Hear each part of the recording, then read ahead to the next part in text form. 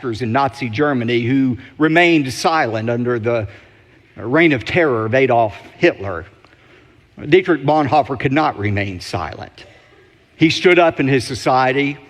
He spoke out against the evil of the government, and as a result, he lost his life. Dietrich Bonhoeffer, before he died, made this statement. He said, "Only he who believes is obedient, and only he who is obedient truly believes." There's an inseparable link between belief and obedience. You can't separate the truth. Wherever there's belief, there is genuine obedience. And we see that truth clearly illustrated in the story we're going to look at tonight. If you have your Bibles, I want you to turn to Daniel chapter 3. God gave Daniel the ability, remember, to interpret the dream of the evil king Nebuchadnezzar. And when Daniel recounted the dream and explained it to Nebuchadnezzar, remember Nebuchadnezzar's response? He fell down. He worshiped the God of Daniel, the Yahweh, the true God. And not only that, he elevated Daniel and his friends, Shadrach, Meshach, and Abednego, to places of prominence, of rulership in the Babylonian country.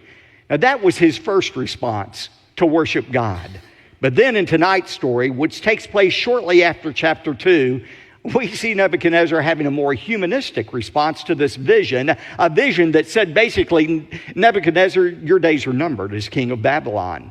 Babylon is going to cease. You're going to cease to exist. There's another kingdom coming after you. And notice Nebuchadnezzar's reaction to the truth that his kingdom would one day come to an end. We find it in verse 1 of chapter 3. Now Nebuchadnezzar, the king, made an image of gold, the height of which was 60 cubits. A cubit is about 1.5 feet.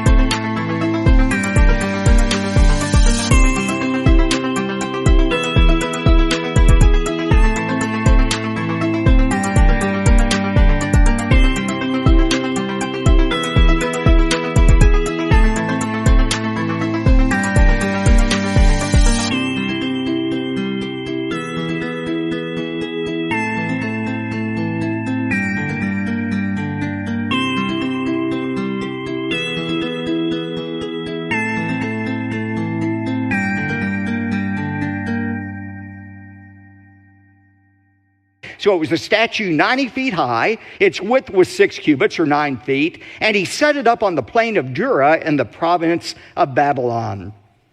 As Nebuchadnezzar thought about this dream and thought about the end of his kingdom, he said, you know what? I'm going to do whatever I can to prevent the end of my kingdom. I'm going to take matters into my own hands. I'm going to see if I cannot somehow thwart the sovereign will of God. And Nebuchadnezzar's motivation in this was not religious or spiritual. He didn't want people to worship him as God.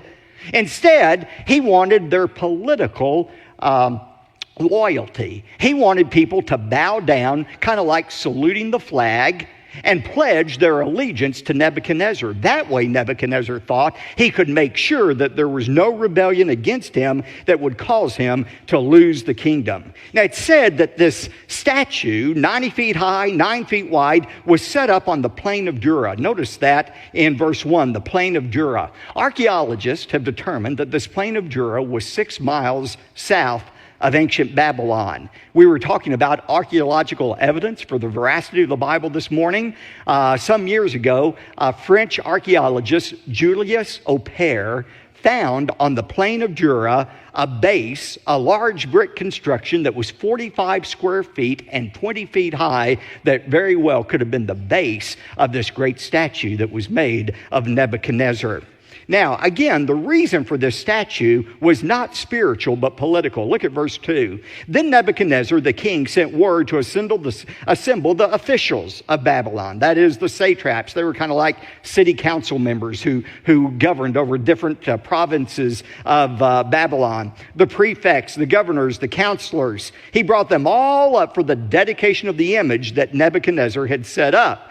And look at verses 4 and 6. Then the herald loudly proclaimed, "To you the command is given, O people, nations, and men of every language, that at the moment you hear the sound of the horn, the flute, the lyre, the trigon, the psaltery, the bagpipe, and all kind of music, you are to fall down and worship the golden image that Nebuchadnezzar the king has set up.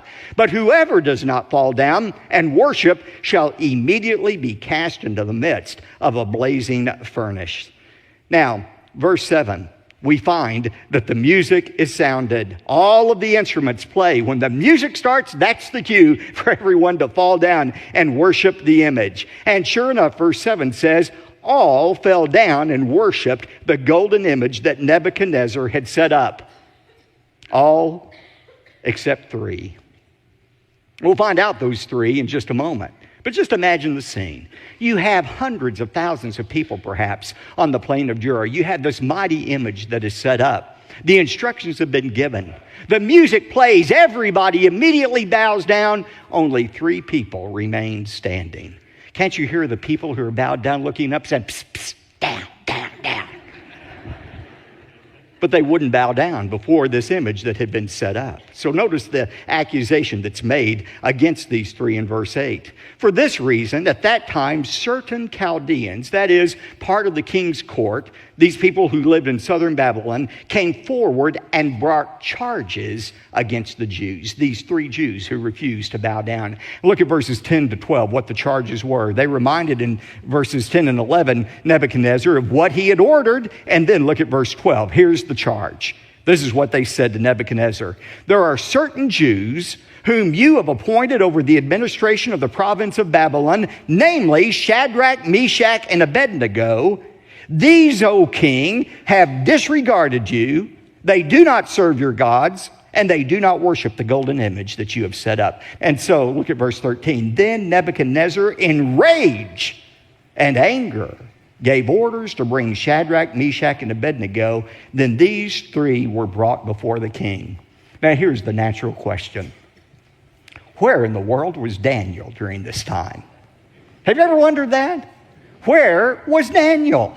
After all, he's the one who had these guys promoted. He's the one who led them to obey God and not Nebuchadnezzar. Where was Daniel? This week as I was preparing the message, I read all kind of explanations about where Daniel was.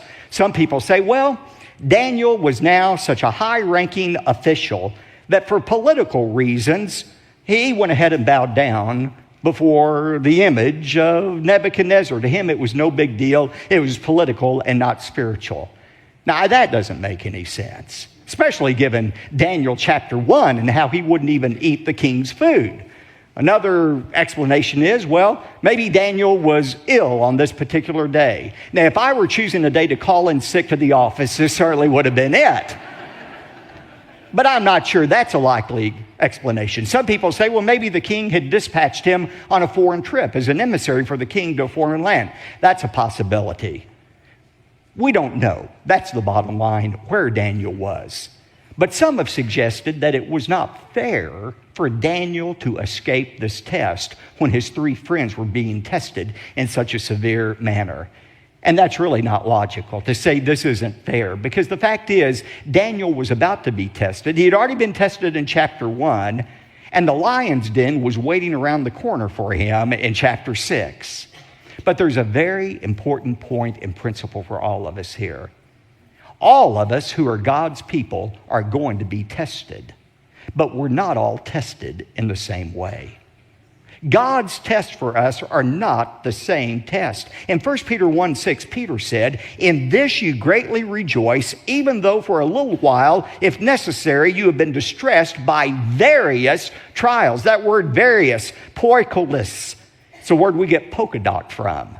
We are distressed by various tests. You're not going to escape testing in your life. If you're not in the middle of a test right now, either you've already come through one, you're in the middle of the one, or you're getting ready to enter a test. But God's plan for all of his children is to be tested, not to destroy our faith, but to strengthen our faith. Now, notice verse 14. Nebuchadnezzar responded and said to them, to Shadrach, Meshach, and Abednego, "Is it true that you do not serve my gods or worship the golden image that I have set up?" He said, maybe you all misunderstood, so let's try this again.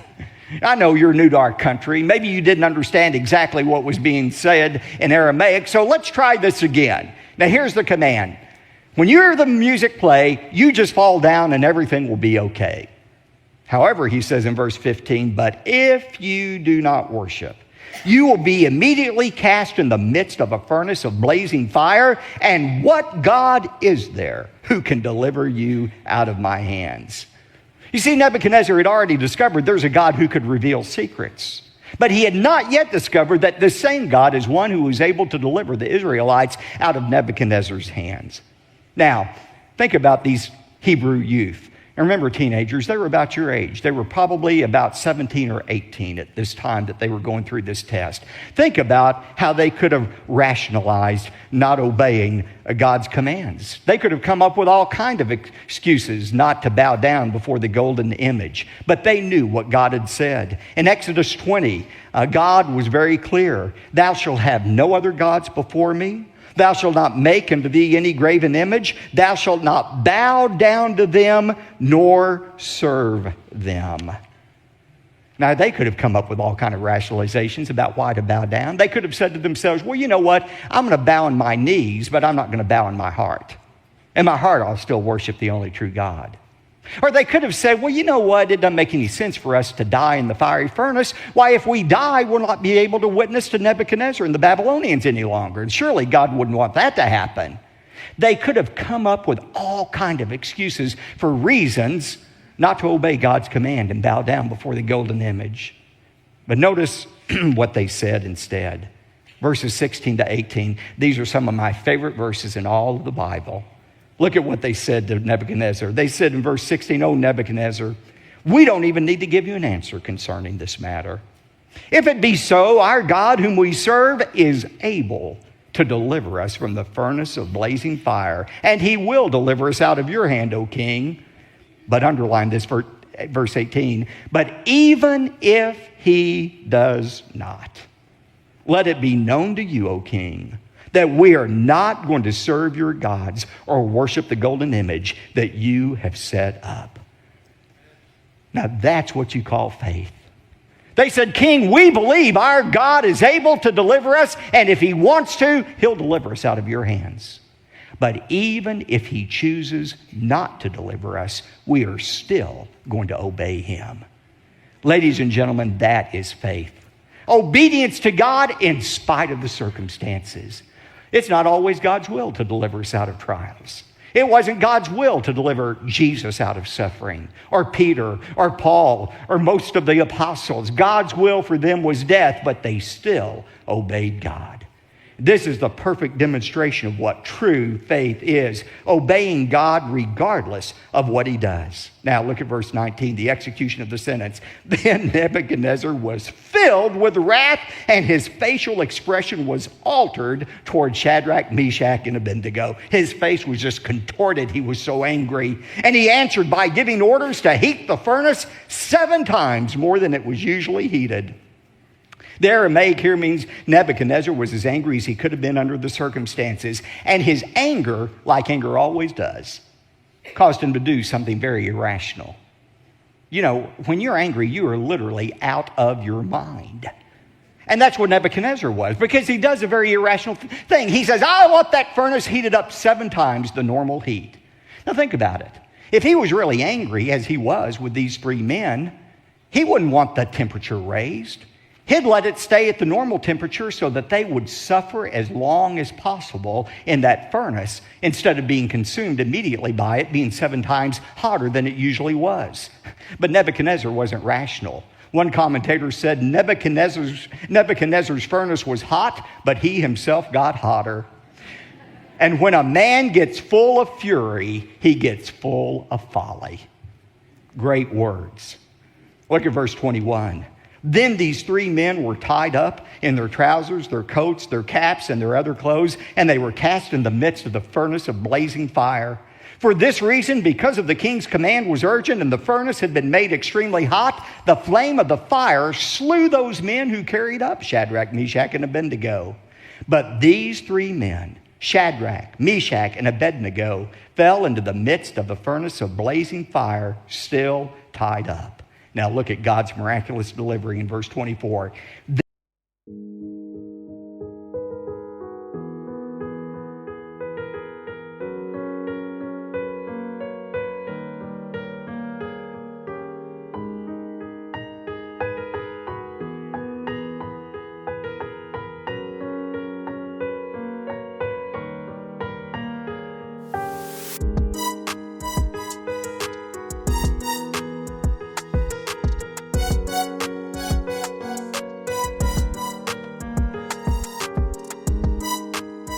Then Nebuchadnezzar the king was astounded, and he stood up. Now apparently, they had placed a chair for Nebuchadnezzar to sit in once the furnace door had been shut, and he was able to look in to see these three men. And when he looked into that blazing fire, he was so astounded by what he saw, he immediately stood up. And he said to his high officials, "Was it not three men we bound into the midst of the fire?" They replied to him, "Certainly, O king." Verse 25, he said, "Look, I see men loosed, 4 of them, walking about in the midst of the fire without harm, and the appearance of the fourth is like a son of the gods." 3 things amazed Nebuchadnezzar. First of all, these men who had been tied up were sons of the Most High God. And look at verse 27. All of the officials gathered around and saw in regard to these men that the fire had no effect on their bodies.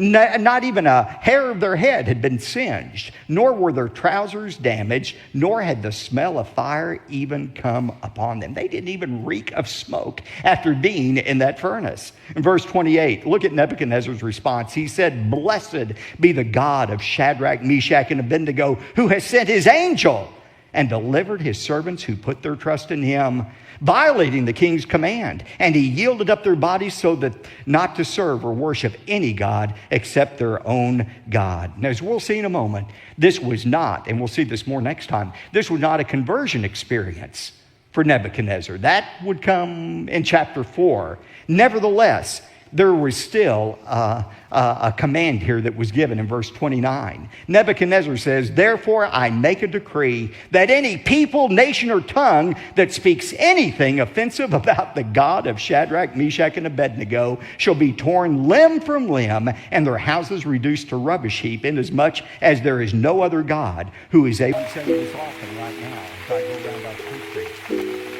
What we call plurality in our country, the worship of new God, what we celebrate is tolerance and plurality. God has another name for it. It's idolatry. The First Amendment of our Constitution has not replaced the First Commandment of God. God said, "You shall have no other gods before me." God commands our exclusive worship. He has no tolerance for any false gods or any false idols. And by the way, a false idol, a false god doesn't have to be a wooden statue. As I heard my friend David Jeremiah say today, we have American idols as well. Those American idols sometimes are money. We bow down before money. We worship money. Sometimes it's pleasure, entertainment. Sometimes it's sports. Sometimes it's scholastic achievements. But God is a jealous God. He said, "You worship me exclusively." That's the kind of worship our God demands. Now, why is this story important? It's important for 3 significant reasons. First of all, this story sets the stage for Nebuchadnezzar's conversion in the most dramatic way we're going to see next time. But secondly, this story foreshadows God's protection of Israel. Just as God protected Shadrach, will be eliminated before Israel is eliminated. You can rest assured, because Israel is God's nation, and Israel has the promise of God's protection. God protected them for 70 years during that Babylonian captivity, and he will protect them until the end of time. But the third truth that you see in the passage is this. This passage reminds us of the importance of unconditional faith and obedience. Remember, true faith is not believing God is going to do what we want him to do. True faith is the resolve to obey God in spite of the circumstances. It's